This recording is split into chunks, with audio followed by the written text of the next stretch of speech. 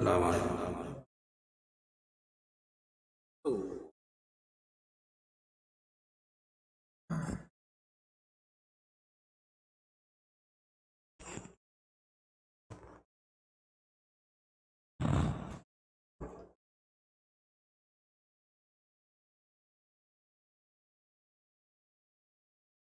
الله أكبر.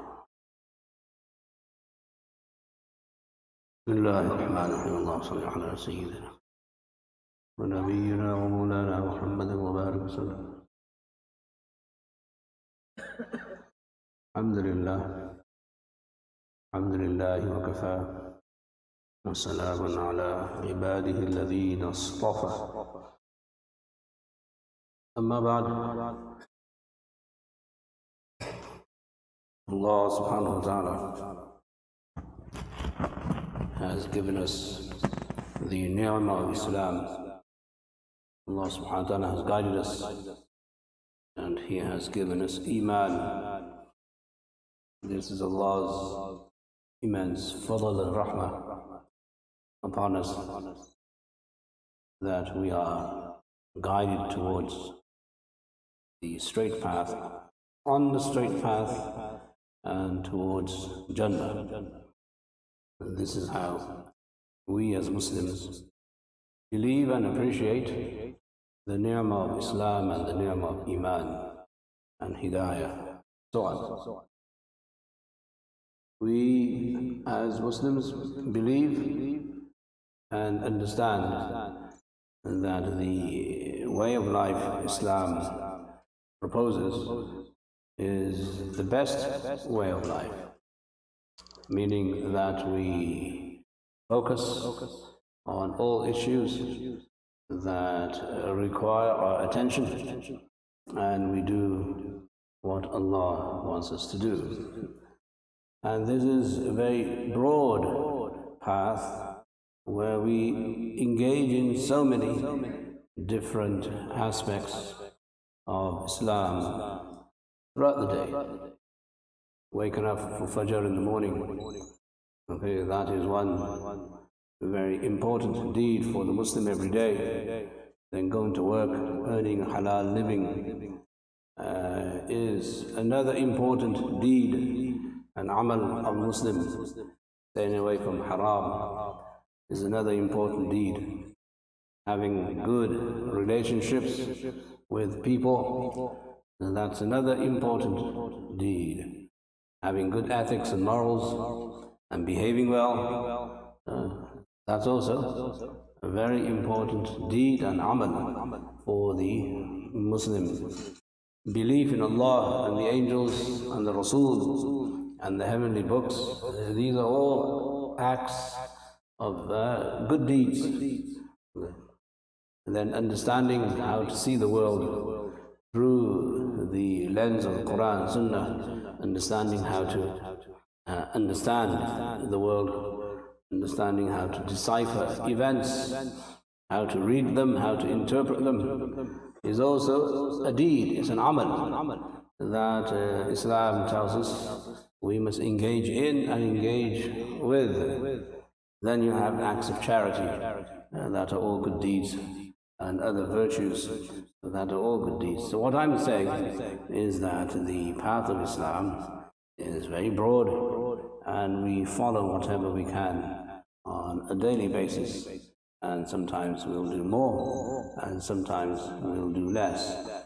Islam is not confined to a certain set of rules of do's and don'ts.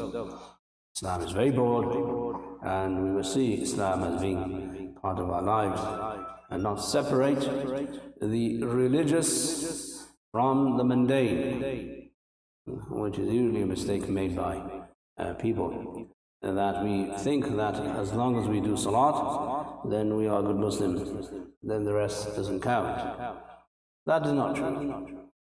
Salat is important, and then doing whatever else Allah wants us to do, that is also important. So as we know, we have classified the types of deeds into two very broad categories. Huququllah and Huququl Ibad, the rights of Allah and the rights and duties of people, and so on. Both are Islamic. So the way we do business and transaction, that is also Islamic. Umar radiallahu anhu would announce in the bazaar that if you don't know the rules of transactions and buying and selling, you should not be here. And he would regulate them. He would take them and give them lectures and courses on how to do business transactions. And this is the way the Prophet ﷺ wanted us to do these business transactions. So it wasn't that since he didn't see them in the masjid for Fajr, Umar radiallahu anhu took account of people who came for Fajr every day.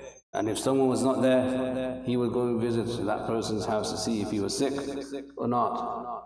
This is his ability to understand what's needed in the community and so on. So he regulated that presence of Muslims in the masjid, but he also regulated the presence of Muslims in the bazaar. That you cannot separate the two. So in order to gain salvation and to become close to Allah subhanahu wa ta'ala, you must accommodate and incorporate everything that is Islamic. And when we present Islam to other people, we must be careful that people don't get the impression that Islam is a form of ritual ibadah only, and that we don't do anything else except pray, fast, go for Hajj and give zakat. That is not the life of the Rasul sallallahu alaihi wasallam, nor is the life of the Sahaba, nor is the life of Muslims who follow Islam and the Islamic guidelines and principles. Now, with this being said, what we must appreciate is that we are in a very unique position in this country to demonstrate to non-Muslims how we present Islam, how we perform Islam, and how we represent the Prophet sallallahu alaihi wasallam. That is by doing whatever it is we do. Once your neighbor knows you pray, then you have exposed your neighbor to Islam. Once your neighbor knows you fast in Ramadan, you have exposed him to Islam. Once your neighbor knows you go for the Hajj and the pilgrimage, you have exposed Islam to your neighbor. This amount of exposure is necessary for every Muslim to give. That's not a choice. Likewise, in your behavior and in your dealings with your neighbor and in your understanding of the community issues, that's also an ideal for Muslims to pursue. That Muslims must not just pursue what's beneficial for them, which is good. You have a masjid and you have community service, and if you go to the village, then your only agenda is to make sure the masjid benefits or the community benefits. That is kind of very small, being very stingy. We're not stingy people. Muslims are accommodating and they're giving. And Muslims have always understood the value to make Islam mainstream. Making Islam mainstream means that you participate in some of the events of the community, and you make sure that you're visible. At least some people, maybe not everybody, but a few people should do this so that the community is represented in terms of what is ma'roof. Allah subhanahu wa ta'ala says, "Kuntum khayra ummah ukhrijat lin-nas ta'muruna bil ma'roof." You are the best of people. You have been taken out for mankind, and the reason for this is that you enjoin the good. You encourage what is known to be good, ma'roof. This is something that we've always done. Whenever we went into other communities and societies, we always made other communities and societies aware of the good that we bring to the table. We did not shy away from this, and we did not stop short of telling people that this is the way we do things. When the Muslims went to Abyssinia, when they went for the first hijrah in Habsha, we must appreciate that they went because primarily Uthman radiallahu anhu had a lot of business contacts, a lot of connections he had. And it is through those business contacts in Abyssinia that they were able to migrate. And one of the reasons why the king there accommodated Muslims was because of these dealings that Muslims had with the non-Muslim community. So business dealings went a long way, and it opened the door for the first hijrah. When eventually Muslims were summoned by the Najashi, then the Sahaba, and especially Ja'far radiallahu anhu, represented Islam. In his representation of Islam, what is most intriguing is the components of Islam he addressed. That the speech he gave, mind-boggling and moving speech, where he said that we used to be people who were backward. We were stooped in Jahiliyyah. Our practices were based on ignorance. We would not respect our own neighbors. This is what he said. We would eat dead meat before the Rasul. We would do these vices. Then Allah, through His Fadl, sent to us a Nabi and a Rasul who told us that this is no good, and He replaced that with something that is good. This is the first khutbah given to people outside of Arabia, in front of a king, in front of a ruler.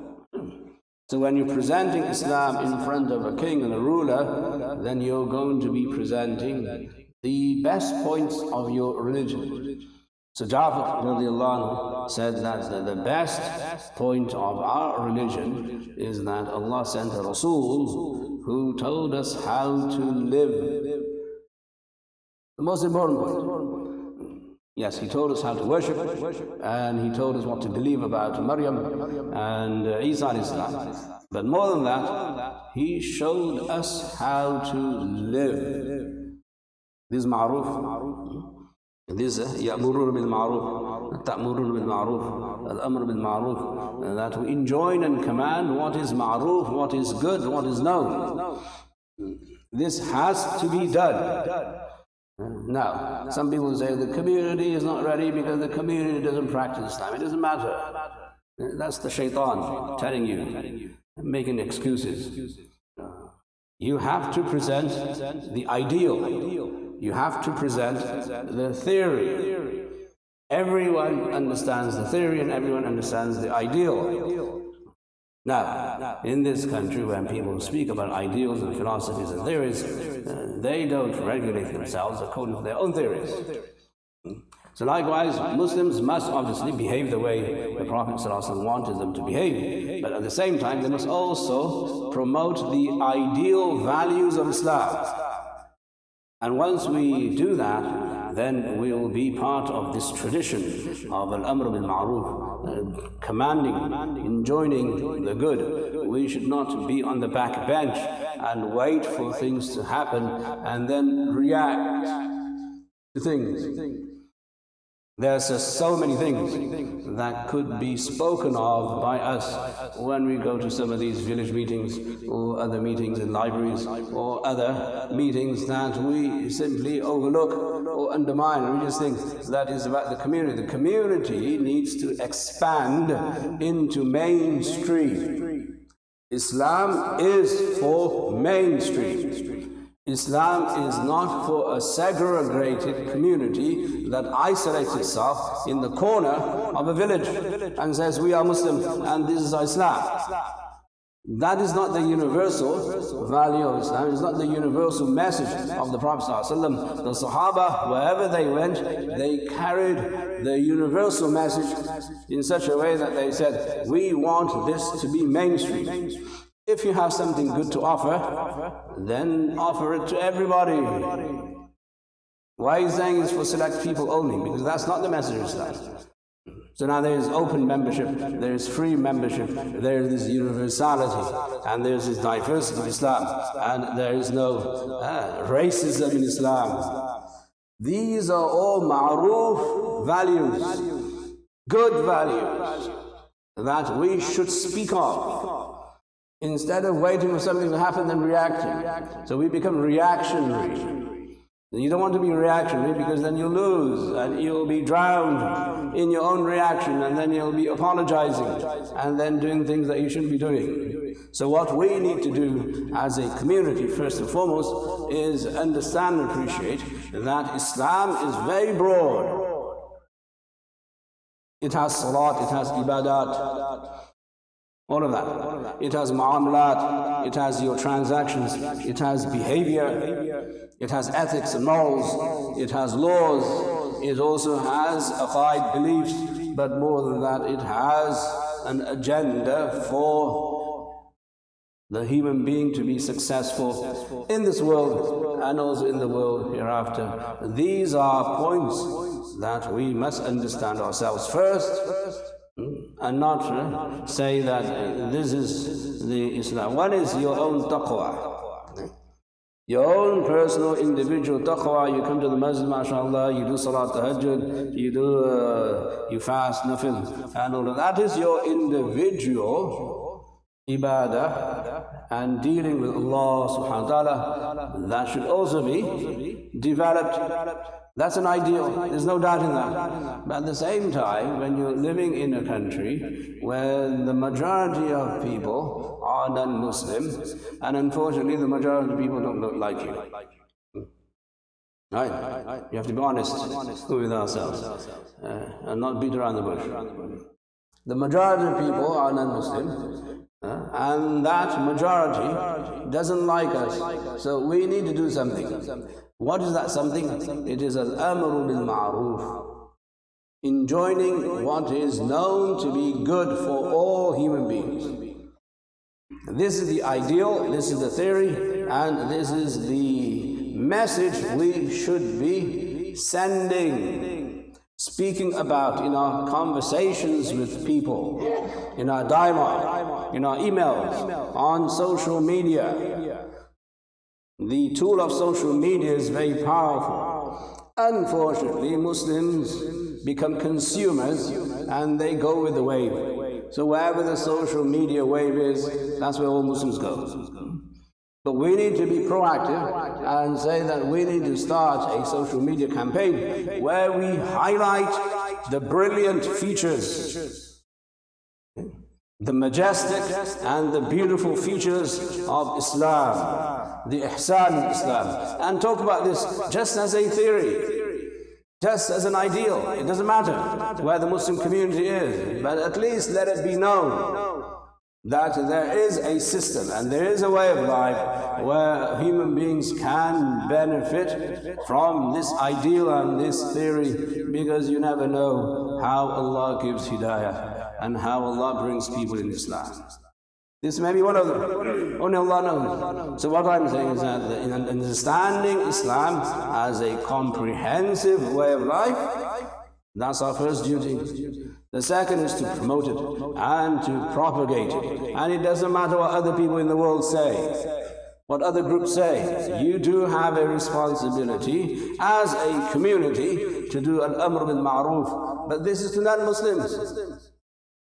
There is for the Muslim that you want to reform the Muslim, that is called tadhkir. That's fine. The Quran mentions that, فَذَكِّرْ فَإِنَّ الذِّكْرَى تَنْفَعُ الْمُؤْمِنِينَ. That is fine. We do that. At the same time, we must also focus on introducing Islamic values to non-Muslims and do it with pride and honor and dignity. Do it as representatives of the Prophet Muhammad sallallahu alaihi wasallam. We should be thinking of this, because that's how the community will understand how to survive in this community. Otherwise, we'll drown. And unfortunately, we have seen so many times in this short span of Muslims in this country, past 40, 50 years, that those people who do not maintain any cultural tie to Islam, they are lost. They're gone. There's nothing left of it. There's no tradition, there's no culture, there's no name of Islam. They don't even keep their names of their children as Muslim names. The only thing they know about Islam, perhaps, is that they go for Eid once a year. Even that is lost. And there are hundreds and hundreds of cases. So we mustn't believe that simply that we do our Jumu'ah and that's the end of the story. That is not Muslim enough. Being Muslim means you represent the Prophet Muhammad sallallahu alaihi wasallam, at least in your speech, at least in your talk, at least in your theory, at least in your ideal, that Islam is for all human beings at all times. Islam is not contextual to the Arab of the 7th century. Nor is it limited to the small group of people who pray in the MSI masjid. It is for everyone. But this has to be understood first as an aqidah. And number two, it has to be spoken of as an ideal. This is ideal. When it's about racism in this country. If you just spoke about the idea that in this country, Muslims are the only community that is measured by their religion and not by their ethnicity. All other communities are measured by their ethnicity. Everyone. But Muslims, they're in one bucket called Islam. And in this bucket of Islam, who do you have? You have everybody in the world. Arab, non-Arab, Indonesian, Somali, Chinese, European, Afro-American, Desi. Everybody who is a Muslim is seen as a Muslim, but they're not seen as a race, which is Allah's fadl. Allah does His work the way He does it. It didn't happen because of us. So everybody in America sees Muslims as being a community of a religion, not a community of a race. So half of our job is already done. All you have to do is say this to people. That's all you have to do, and you say, this proves there is no racism in Islam, period. The way you've classified us, through the media and through your political machines, is that you have said to the world, these are Muslim, meaning they're not Indian, Pakistani, Chinese, Indonesian, Somali, African, Afro-American, European, white, black, blue, yellow. They have a common religion, which proves that there is no racism in Islam. This message, if it resonates, it will create waves, inshallah.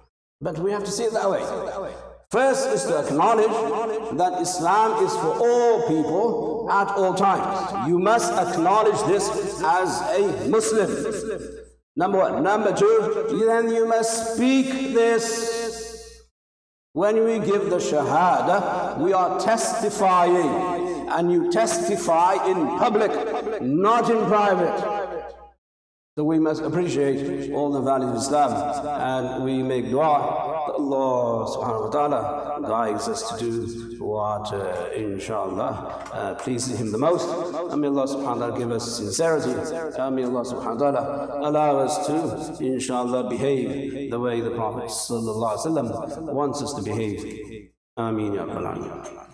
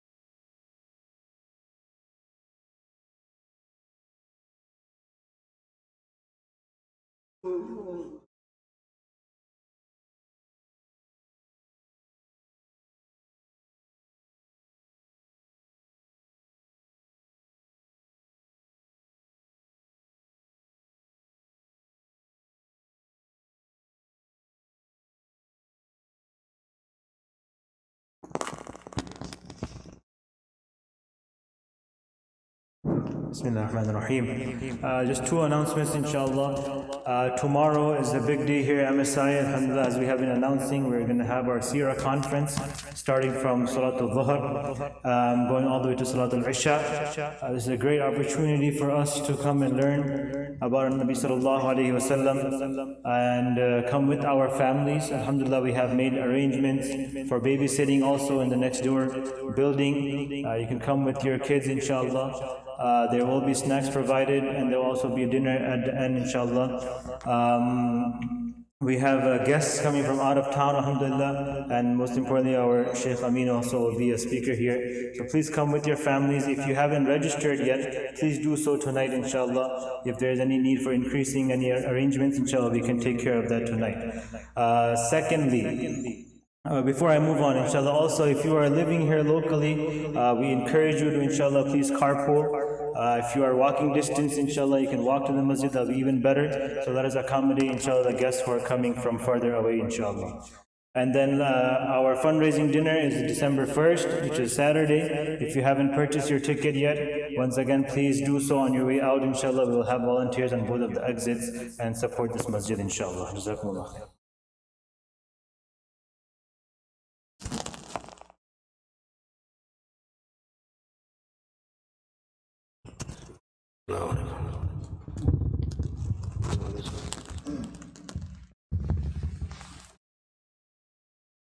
الله أكبر الله أكبر الله أكبر الله أكبر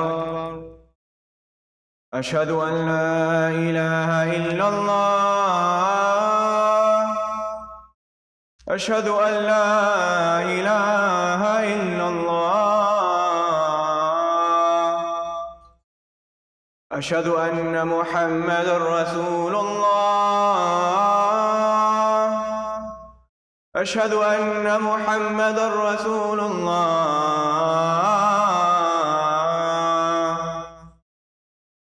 حي على الصلاة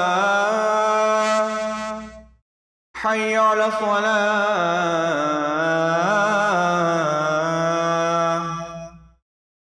حي على الفلاح حي على الفلاح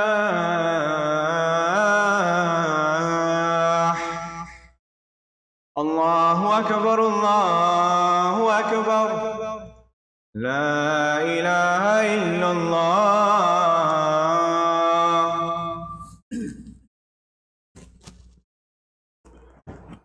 الحمد لله نحمده ونستعينه ونستغفره ونؤمن به ونتوكل عليه ونعوذ بالله من شرور أنفسنا ومن سيئات أعمالنا من يهديه الله فلا مضل له ومن يضلل فلا هادي له وأشهد أن لا إله إلا الله وحده لا شريك له وأشهد أن سيدنا ونبينا ومولانا محمدا عبده ورسوله أرسله الله تعالى إلى كافة الناس بالحق بشيرا ونذيرا وداعيا إلى الله بإذنه وسراجا منيرا أما بعد فأعوذ بالله من الشيطان الرجيم لقد كان لكم في رسول الله أسوة حسنة لمن كان يرجو الله واليوم الآخر وذكر الله كثيرا بارك الله لنا في القرآن العظيم ونفعنا بالآيات والذكر الحكيم إنه تعالى جواد كريم ملك بر رؤوف رحيم فاستغفروه إنه هو الغفور الرحيم